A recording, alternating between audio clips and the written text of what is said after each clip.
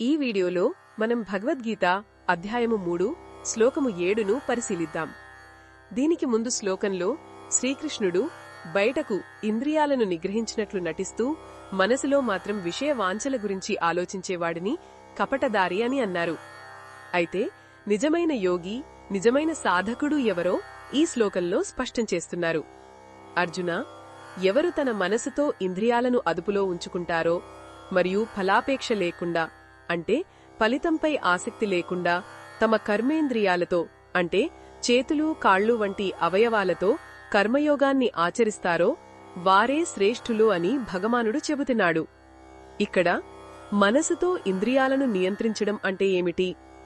ఇది బలవంతంగా అణిచివేయడం కాదు. మన వివేకాన్ని, మన బుద్ధిని ఉపయోగించి ఏది మంచో ఏది చెడో తెలుసుకుని ఇంద్రియాలను సరియైన మార్గంలో నడిపించడం. మనసు సారథి అయితే ఇంద్రియాలు గుర్రాలు లాంటివి. సారథి అదుపులో ఉంటేనే జీవిత ప్రయాణం సవ్యంగా సాగుతుంది. ఇక ఫలాపేక్షలేని కర్మ అంటే ఏమిటి? మనం రోజూ ఎన్నో పనులు చేస్తాం. ఉద్యోగం, ఇంటి పని, చదువు. ఈ పనులన్నీ మన కర్తవ్యం.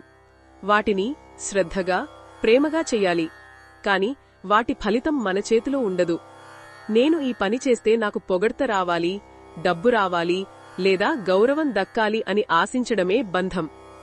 ఆ ఆశ లేకుండా కేవలం నా కర్తవ్యాన్ని నేను భగవంతుడికి అర్పణగా చేస్తున్నాను అనే భావనతో పనిచేయడమే నిష్కామకర్మ. ఇలా చేసే వ్యక్తికి ఓటమి భయం ఉండదు, గెలుపు గర్వముండదు. అతని ఎప్పుడూ ప్రశాంతంగా, స్థిరంగా ఉంటాడు. కాబట్టి శ్రీకృష్ణుడు మనకు పనులను వదిలేయమని చెప్పటం లేదు. పనుల మీద ఉండే మమకారాన్ని, ఫలితం మీద ఉండే ఆశను వదిలేయమంటున్నాడు. మన ప్రతి పనిని ఒక యజ్ఞంగా, ఒక పూజగా భావించి చేసినప్పుడు మన మనసు శుద్ధి అవుతుంది. ఆ శుద్ధమయ మనసే మనకు శాంతిని, ఆనందాన్ని ఇస్తుంది. అదే నిజమైన స్వేచ్ఛ.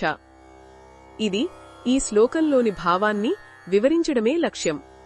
మరిన్ని భగవద్గీతా శ్లోకాల అర్థాన్ని తెలుసుకోవాలంటే మా తదుపరి వీడియోలను తప్పకుండా చూడండి.